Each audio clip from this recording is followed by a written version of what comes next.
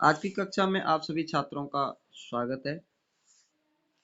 आज हम आदर्श प्रश्न पत्र के द्वितीय दिवस में हिंदी विषय के प्रश्न संख्या 1 से और प्रश्न संख्या 19 तक के प्रश्नों पर चर्चा कर रहे हैं और उसी के अंतर्गत आज हम प्रश्न संख्या 1 का दूसरा गद्यांश देखेंगे कि जो आपके पास किस प्रकार से आ सकता है। 10 नंबर का प्रश्न गद्यांश के रूप में।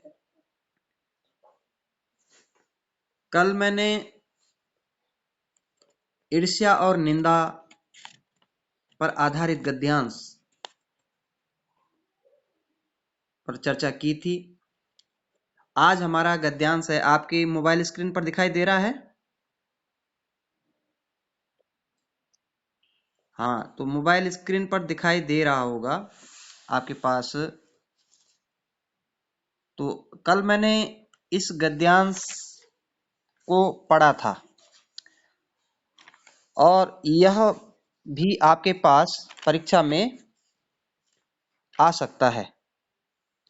तो पढ़ो जरा रवीना इसको।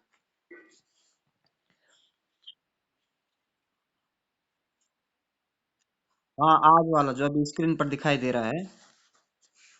आज हम इसके प्रश्नों को जानेंगे।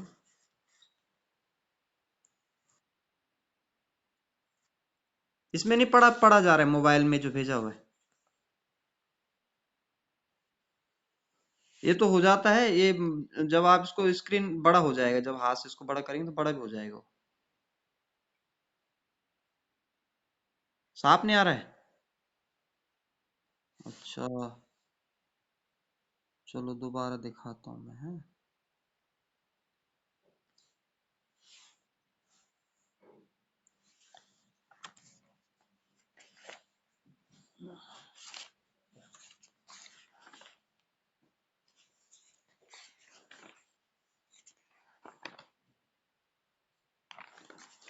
ये 2013 में आया था, बोर्ड परीक्षा के दौरान।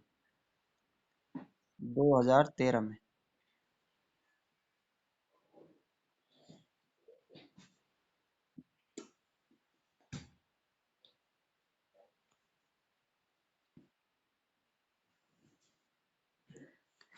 अब दिखाई दे रहा है।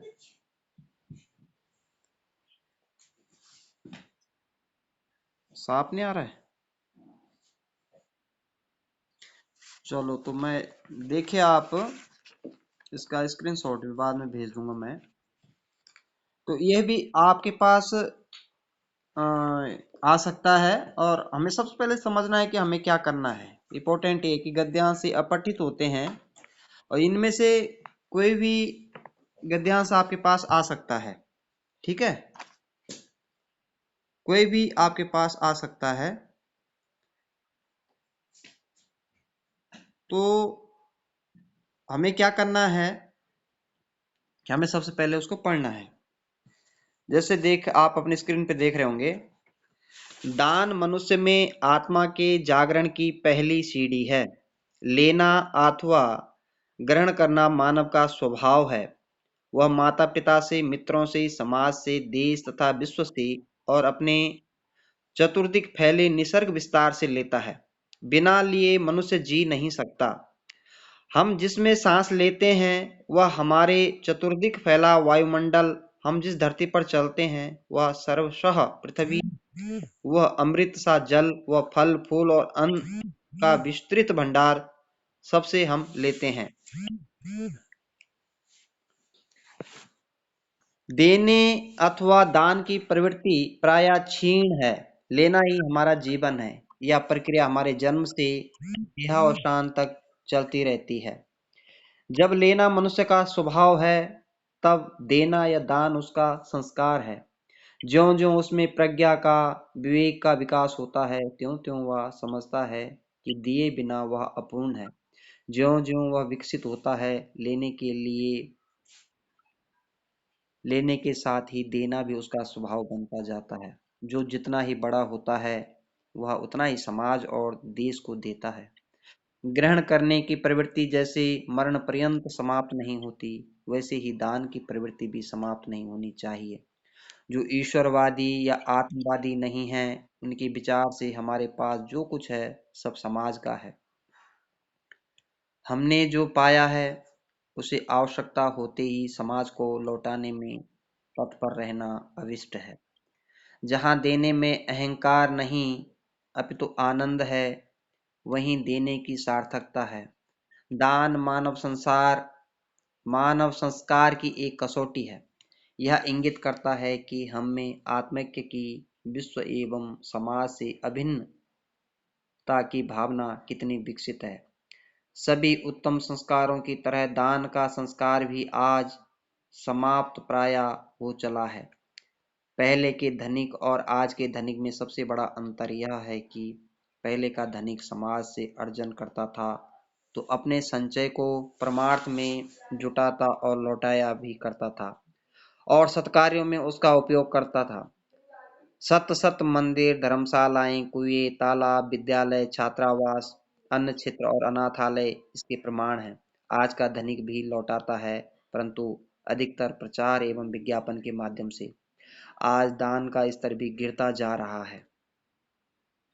समय, पात्र एवं श्रद्धा के संयोग से जो दान दिया जाता है उसका महत्व बढ़ जाता है।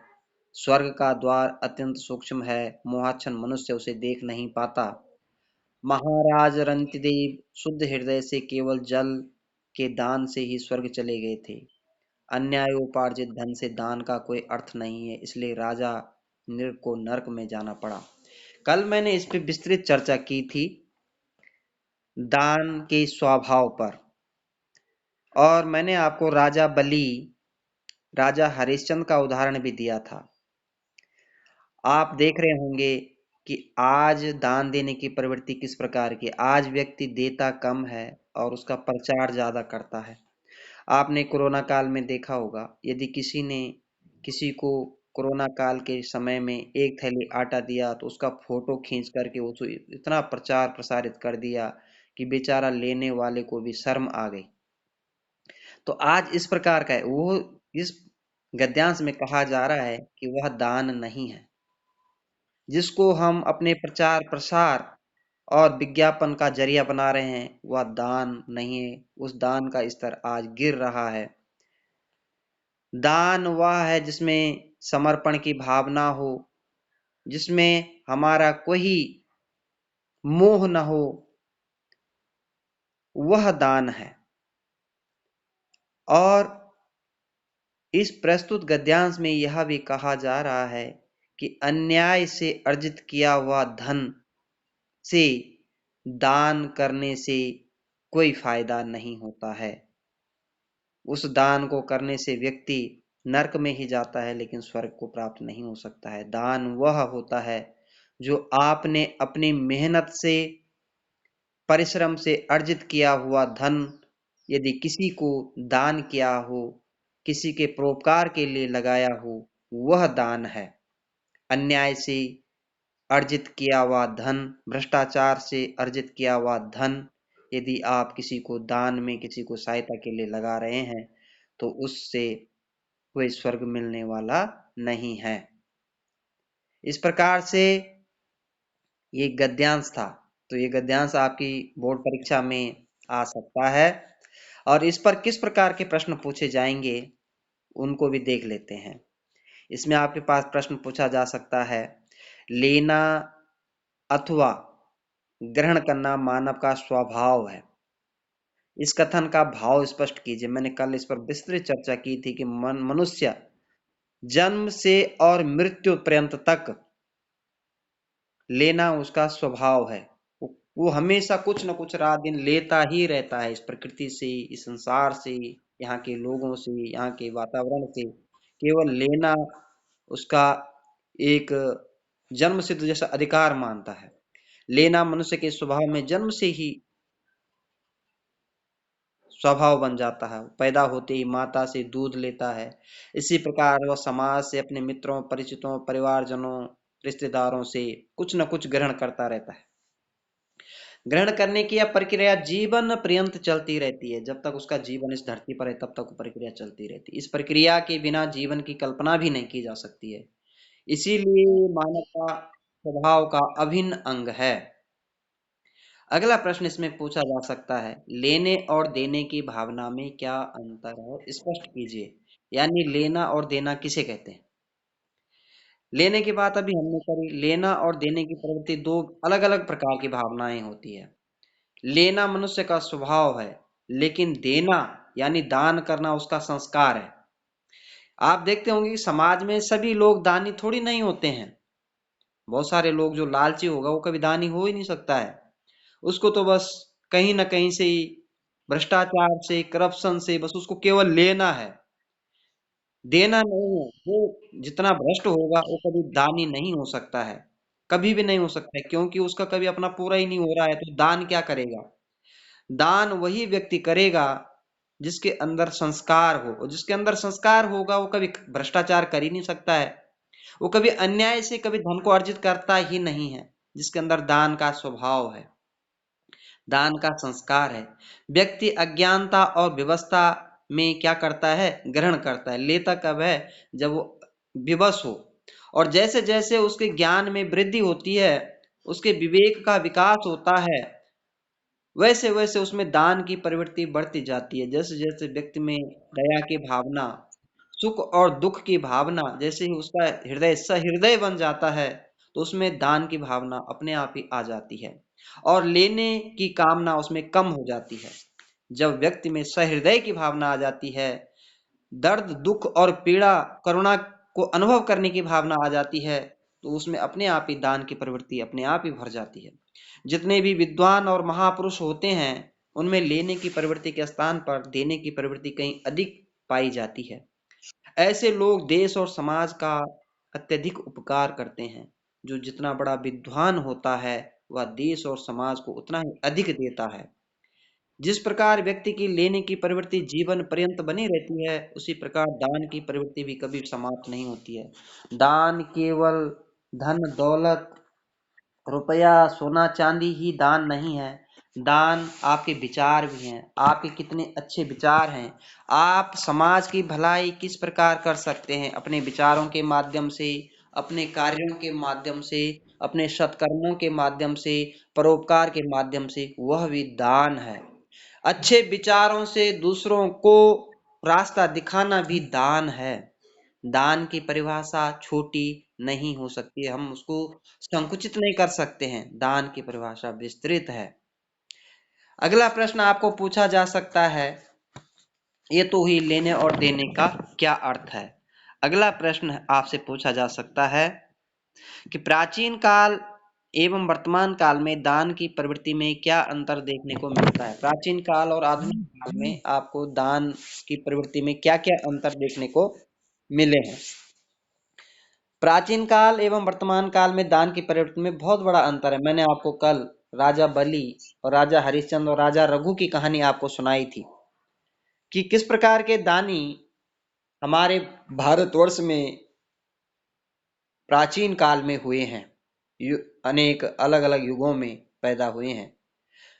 प्राचीन काल में धनिक लोग यदि समाज से धन अर्जित करते थे, तो उसे मुक्त हस्त से समाज के लिए लगाते भी थे, परोपकार के लिए, बिना किसी लोभ लालच और स्वार्थ के, बिना किसी दिखावे के वो दान करते थे। मैंने अभी अभी बात कही थी कि कोरोना काल में लोगों ने दान कम किया और उसका प्रचार प्रसार ज्यादा किया, और अब जो है चुनाव के टाइम पे उसको दिखाने के लिए हमें वोट दो, हमने इतना दान किया। तो ये दान थोड़ी नहीं है। दान बिना लालच का हो, बिना स्वार्थ का हो, उसमें अपने पास पाने की इच्छा न हो, वो दान है। प्राचीन काल में धर्मार्थ बनवाए गए हजारों हजार मंदिर, धर्मशालाएं, कुएं, तालाब, विद्यालय, छात्रावास, अन्न क्षेत्र एवं अनाथालय इसके प्रमाण हैं। आज के धनिक यदि समाज को कुछ लौटाते हैं, पूरा आडंबर दिखावा, फोटो खींच करके, विज्ञापन खिंचवा करके, लोगों के साथ सेल्फी ले करके इस अंदाज में दान करते हैं। वह आज दान के माध्यम से अपनी सदस्यता, उच्चता और धनिकता का प्रदर्शन करते हैं, अपनी धनिक होने का प्रमाण देते हैं फोटो खींच करके कि देखो मेरे पास इतना है और मैंने ये किया है। तो ये भाव है आज। दान की प्रवृत्ति का। यही अंतर है आधुनिक समय और प्राचीन काल में दान की प्रवृत्ति का। प्राचीन काल में जो दान किया जाता था वह बिना लालच के, बिना स्वार्थ के, बिना मोह के दिया जाता था। देने वाले से कुछ भी लेने की इच्छा कभी नहीं रखी जाती थी। उसे बदले की भावना में कभी कुछ पाने की इच्छा से दान नहीं दिया जाता था, बल्कि निस्वार्थ भाव से दान किया जाता था। तो वह दान था। आज भी ऐसी बात नहीं है कि आज दान ही नहीं, आज भी धरती पर बहुत सारे धर्मात्मा हैं जो इस प्रकार के दान की प्रवृत्ति हैं। लेकिन अधिकतर लोगों का दान करने का जो तरीका है वो केवल एक आडंबर है। अगला प्रश्न आपके पास आ सकता है, इसमें दो शब्द आए हैं, आत्मैक्य और मोहाच्छन। इनका संधि विच्छेद आपके पास करने को आ सकता है। तो आत्मैक्य का संधि विच्छेद होगा आत्मधन ऐक्य बराबर आत्मैक्य, और दूसरी मोहाच्छन, मोहधन आच्छन बराबर मोहाच्छन। अब आएगा अंतिम जो प्रश्न आएगा आपके पास, वो आएगा शीर्षक कि उपरोक्त गद्यांश का उचित शीर्षक दीजिए। तो शीर्षक होगा दान एक श्रेष्ठ संस्कार। दान एक श्रेष्ठ संस्कार, ये इसका शीर्षक होगा। मैंने आपको बताया था कि शीर्षक हम किस प्रकार से लिख सकते हैं। हम पूरे पैराग्राफ को पढ़ करके जो शब्द की पुनरावृत्ति बार बार हुई हो वह उसका शीर्षक होगा। शीर्षक आपके शुरू के दो तीन पंक्तियों में या अंतिम पंक्तियों में अपने आप ही स्वतः ही मिल जाता है।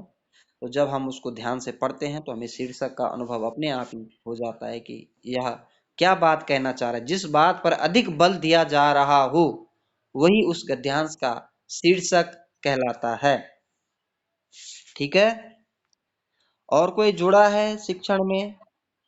केवल यही है बात, कुछ पता नहीं लगा। तो ये तो हो गया दो पैराग्राफ। एक पैराग्राफ है और है जो हर वर्ष आता है। ये आपकी स्क्रीन पर दिखाई दे रहा है। हिमालय कहने से भारतवर्ष की भौगोलिक सीमा का ही केवल स्मरण नहीं होता, भारत की पवित्रता का, ऊंचाई का भी बोध होता है। वह पूर्व और पश्चिम समुद्र को गहाने वाला पृथ्वी का मापदंड मात्र नहीं है। यह देवात्मा, उसकी आत्मा देवता है और वह देवताओं की आत्मा है। दिखाई दे रहा है? हाँ, तो ये भी बहुत वर्ष आया है ये वाला पैराग्राफ। तो इस पैराग्राफ पे भी हम थोड़ा चर्चा कर लेते हैं। और अगर ये आता है तो इसके नीचे 5 प्रश्न है, ये प्रश्न पूछे जा सकते हैं। तो हिमालय कहने से भारतवर्ष की भौगोलिक सीमा का ही केवल स्मरण नहीं होता है, भारत की पवित्रता का, ऊंचाई का भी बोध होता है। वह पूर्व और पश्चिम समुद्र को गहने वाला पृथ्वी का मानदंड मात्र नहीं है। यह है देवात्मा, उसकी आत्मा देवता है और वह देवताओं की आत्मा है। हिमालय इस वसुंधरा का प्रिय वत्स है। पुराणों में कहानी आती है कि पृथ्वी बंजर होने लगी थी, प्रजा दुख से पीड़ित होने लगी थी, देवताओं को यज्ञ भाग मिलना कठिन होने लगा था। तब पृथु राजा ने पृथ्वी को डराया धमकाया। पृथ्वी ने कहा, मैंने अनाचार बढ़ता हुआ देखकर रत्न, औषधियां और हरियाली अपने भीतर छिपा ली है। मैं गाय का रूप धारण करूंगी और तुम मेरे लिए उपयुक्त बछड़ा ढूंढो। मैं यह सारी सामग्री दूध के रूप में प्रस्तुत कर दूंगी। पृथु ने पर्वतों में नए पर्वत हिमालय को बछड़ा बनाया और हिमालय के वात्सल्य से पिन्हा कर धरती ने रस, औषधियों से और रत्नों से मटके के मटके भर दिए। सृष्टि की यह कहानी हिमालय के आविर्भाव के बाद एक नए देश और एक नई संस्कृति के उत्थान की कहानी है। हिमालय उस संस्कृति का अग्रदूत है जो आत्मदान में विश्वास करती है, जो देव शक्तियों को संचालित करने के लिए तप और एक नित्य प्रेम में विश्वास करती है। हिमालय का बड़प्पन केवल नागाधिराज होने के कारण नहीं है, उसका बड़प्पन गंगा जैसी नदियों को जन्म देने के कारण है। इन नदियों के माध्यम से हिमालय अपनी उदारता, शुचिता और समृद्धि मुक्त हक लुटा रहा है। वेद में इसीलिए स्पष्टता के साथ इसका महत्व उजागर किया गया है। हिमालय को उद्भूत बताया गया है। मैंने कई बार आपको जो है हिमालय के महत्व पर आपके साथ चर्चा की है कक्षा में। हिमालय भारतवर्ष का मुकुट है। हिमालय भारत की अस्मिता, संस्कृति और भारत के विचारों का एक मुकुट है। हिमालय हमारी दिव्यता, भव्यता, संस्कृति की पहचान है। हिमालय केवल एक सीमा का निर्धारण ही नहीं करता है, बल्कि भारतीयों में पवित्रता, ईमानदारी, निष्ठा और समुद्र जैसे शांत स्वभाव को भरता है। इसीलिए हिमालय को देवताओं की आत्मा भी कहा गया है। तो जब हम इस पाठ में देख रहे हैं, इसमें क्या है, हिमालय का महत्व, यानी देव आत्मा हिमालय, देव आत्मा हिमालय। तो जब शीर्षक की बात आएगी तो हम क्या शीर्षक देंगे? हम शीर्षक देंगे देव आत्मा हिमालय, यानी देवताओं की आत्मा हिमालय। उसी पर पूरी चर्चा की गई है, देव आत्मा हिमालय। तो हिमालय इस वसुंधरा का सबसे प्रिय क्षेत्र है, इस धरती का। और हिमालय की कहानी पुराणों में, शास्त्रों में अनेक जगह आई है। और जब प्रजा दुखी होने लगी तो देवताओं को जब यज्ञ भाग कठिन मिलने लग गया, तो पृथ्वी ने कहा कि मुझे एक बछड़ा चाहिए। तो किसने इसको, जो हिमालय, देवताओं ने कहा हिमालय को बछड़ा बनाया गया। तो ये सब सारी चीजें जो है, उसके पश्चात इस धरा में औषधि, रत्न, हरियाली सब कुछ गाय के रूप में धरती माँ ने हमें दिया। और इस धरती को हर प्रकार से संपन्न कर दिया। हिमालय एक संस्कृति है और संस्कृति का अग्रदूत है। दैवीय शक्तियों का संचालन करने वाला एक विचार है। हिमालय का बड़प्पन केवल नागाधिराज यानी पर्वतों का राजा होने में ही नहीं है, उसका बड़प्पन गंगा जैसी नदियों को जन्म देने के लिए भी है। कि हिमालय से अनेक नदियां, सारी नदियां कहाँ से निकलती है? हिमालय से निकलती है। और वो नदियां ही सालों साल से इस धरा की प्यास बुझा रही है, इस धरा को समृद्ध बना रही है, यहाँ के लोगों को समृद्ध बना रही है, अपने जल से, अपने अन्न से। इसीलिए ऋग्वेद में इसे सृष्टा कहा गया है, इसकी महिमा के लिए। तो आपके पास इस गद्यांश पर आधारित ये प्रश्न आएंगे। हिमालय कहने से भारतवर्ष की भौगोलिक सीमा के अतिरिक्त क्या क्या बोध होता है? प्रश्न आएगा, हिमालय कहने से भारतवर्ष की भौगोलिक सीमा के अतिरिक्त क्या क्या बोध होता है? तो इसका उत्तर होगा कि हिमालय कहने से भारतवर्ष की भौगोलिक सीमा के अतिरिक्त भारत की पवित्रता और ऊंचाई का भी बोध होता है। अगला प्रश्न आ सकता है कि पृथु राजा ने पृथ्वी को क्यों डराया धमकाया? तो बढ़ते अनाचार, अत्याचार को देख करके पृथ्वी ने सारे रत्नों, औषधियों और हरियाली को अपने भीतर छिपा लिया, जिससे प्रजा दुखी हो उठी। देवताओं को भी उनका यज्ञ भाग मिलना कठिन हो गया। इस समस्या के समाधान के लिए राजा पृथु ने पृथ्वी को डराया और धमकाया। अगला प्रश्न आ सकता है, हिमालय कौन कौन सी संस्कृति का अग्रदूत है? तो हिमालय हमारी भारतीय संस्कृति का अग्रदूत है, जो आत्मदान में विश्वास करती है, जो देव शक्तियों के संचालित करने के लिए तप और एकनिष्ठ प्रेम में विश्वास करती है, जिसमें दया, क्षमा, परोपकार की भावना में विश्वास करती है। अगला प्रश्न आएगा, हिमालय का बड़प्पन किस रूप में है? हिमालय का बड़प्पन इस रूप में है कि उसमें गंगा जैसी पवित्र नदियों को जन्म दिया है और वह इसके माध्यम से अपनी उदारता से, शुचिता से और समृद्धि से मुक्त हस्त धन धान्य संपन्नता लुटा रहा है। अगला प्रश्न हो सकता है इसका शीर्षक मैंने आपको पहले बता दिया है, इसका शीर्षक होगा देवात्मा हिमालय।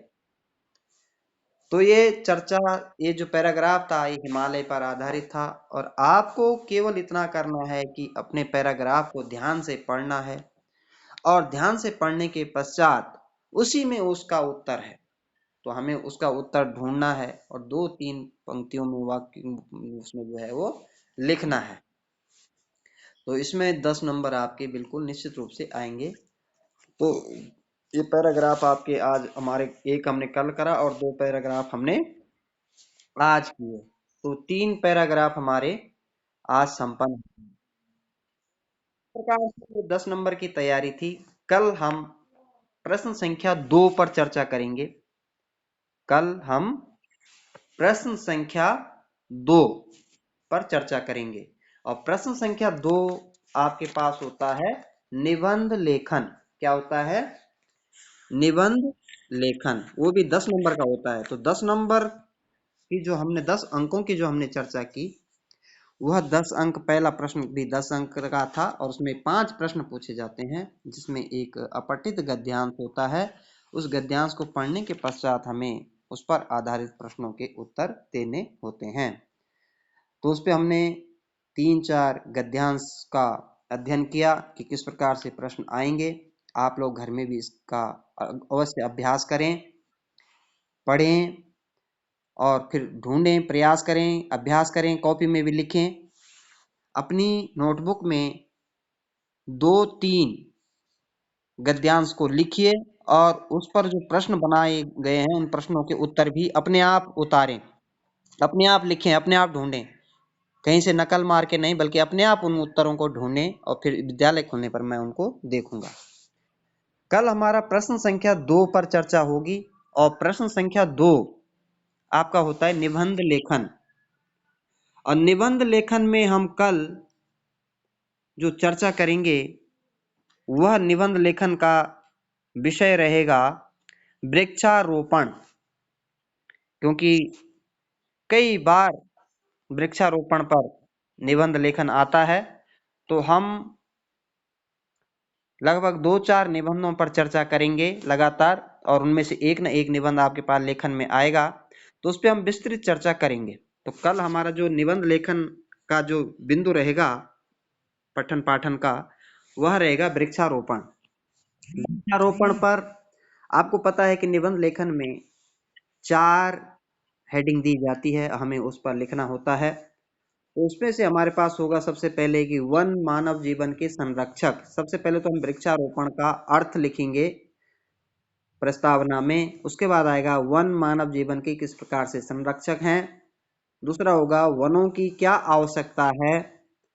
तीसरा होगा वृक्षारोपण और वन महोत्सव क्या है। चौथा होगा वायु प्रदूषण और जल संतुलन में वनों की क्या उपयोगिता है। अगली हेडिंग होगी प्राकृतिक स्वरूप के रक्षक, वन रहेंगे तो हम रहेंगे। इस पर वृक्षारोपण पर हम कल विस्तृत चर्चा करेंगे। तो जितने भी छात्र हैं अवश्य इस वीडियो को, जो मैं अभी गूगल मीट पर इसको पढ़ा रहा हूं, जो छात्र गूगल मीट पर नहीं जुड़ पा रहे हैं, वैसे मुझे बड़ा क्षोभ हो रहा है, दुख हो रहा है कि छात्र पढ़ाई के प्रति कितने संजीदगी ले रहे हैं। बहुत कम छात्र ऑनलाइन पठन पाठन में सम्मिलित हो रहे हैं। तो इससे लगता है कि आप अपनी पढ़ाई के प्रति कितने सजग हैं।